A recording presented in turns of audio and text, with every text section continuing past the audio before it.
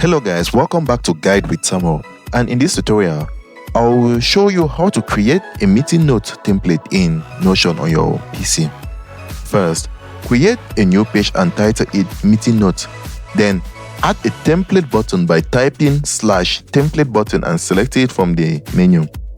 Give your button a name like new meeting note, then add the content block you want to appear in each note, such as date, attendees, agenda, and action items. Once set, click the button whenever you have a new meeting. Notion will automatically generate a ready-to-go use note with your preferred defined structure. This makes capturing meeting details faster and keeps your notes organized and consistent. If you found this helpful, don't forget to like and subscribe to Guide with Samuel for more helpful tutorials. Thanks for watching.